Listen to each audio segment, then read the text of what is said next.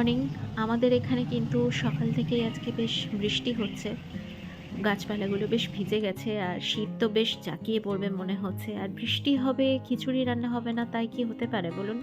তো সেই কারণে কিন্তু আমি দুপুরের লাঞ্চে এখানে খিচুড়ির প্রিপারেশনে চলে এসেছি। এখানে সমস্ত ধরনের সবজিগুলোকে কেটে রেডি করে নিয়েছি। সাথে থাকবে বেগুন ভাজা, সিম্পল লাঞ্চ। তো আমি এখানে খিচুড়িটা বসিয়ে দিয়েছিলাম, প্রায় হয়ে এসেছে। এখন একটু গরম জল অ্যাড করে নেব, নিয়ে ফুটিয়ে গরম মশলা দিয়ে ভাজা মশলা যেটা হয় আর কি, গরম মশলা, ধনে জিরে সব কিছু মিশিয়ে তারপরে নামিয়ে নেব। সাথে বেগুন ভাজাটাও করে নিচ্ছি।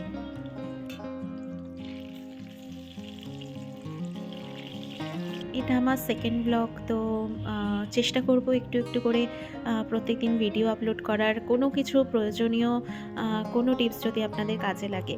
তো এখানে কিন্তু বিকালবেলা আমি চলে এসেছি চা বানাতে। তো বর্ষার দিনে কিন্তু, বৃষ্টির দিনে চাটাও ভীষণ ইম্পর্টেন্ট। তো এখানে আমি একটু লেভেলিং করে নিচ্ছি। আমার এক দিদিভাই আসামে গিয়েছিলেন, তো সেখান থেকে আমাকে কিন্তু একটা চা গিফট করেছেন। তো আমি সেটাই লেভেলিং করে এখানে রেডি করে নিচ্ছি। আমার কিন্তু এটা চায়ের কাউন্টার। আমি এইভাবে একটুখানি সব কিছু এক জায়গাতে রাখতে পছন্দ করি, যাতে খুঁজতে গিয়ে এদিক ওদিক সময় নষ্ট না হয়। তো তাতে কিন্তু খুব সুবিধা হয়। তো আমি বিভিন্ন ধরনের চা এখানে রেখেছি আর কি। আমার হাসব্যান্ড চাটা ভীষণ পছন্দ করে। তো এখানে কিন্তু দুধটা আমি জাল দিতে বসে দিয়েছিলাম। আর একটুখানি এলাচ আর আদা এখানে থেঁতো করে মানে দুধের মধ্যে দিয়ে সেটাকে রেডি করছি। এইভাবে চাটা করে একটুখানি দেখবেন ভীষণ টেস্টি হয়। তারপরে চা আর চিনিটা অ্যাড করে দেবো। এটা কিন্তু, এই চাটা ফ্যামিলি মেম্বারের জন্য তৈরি হচ্ছে। আমি কিন্তু এই চাটা খাবো না। আমি ব্যালেন্স ডায়েট মেনটেন করি। তারও কিছু প্রয়োজনীয় টিপস আশা করছি আপনাদের সাথে শেয়ার করতে পারবো। আপনারা পাশে থাকলে সবই সম্ভব। তো এখানে কিন্তু চাটা রেডি করে নিলাম।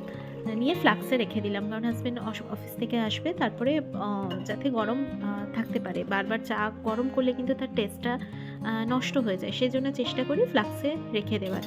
আর তারপরে কিন্তু এখানে আমি আমার জন্য গ্রিন টিটা বানিয়ে নেব। কিছুই না, একদম চিনি ছাড়া সিম্পল গ্রিন টি পছন্দ করি। কারণ আমার ওয়েটটা একটুখানি বেড়ে গেছে, তো সেটা যাতে মেনটেন থাকে। টোটালি চিনিটা কিন্তু লাইফ থেকে কাট করেছি। ময়দা জাতীয় ভাজাভুজি, ফাস্টফুড কিন্তু অফ করেছি। তাহলেই কিন্তু সম্ভব ওয়েট লস করা। কেউ যদি এক্সারসাইজ নাও করে, তারপরেও সম্ভব।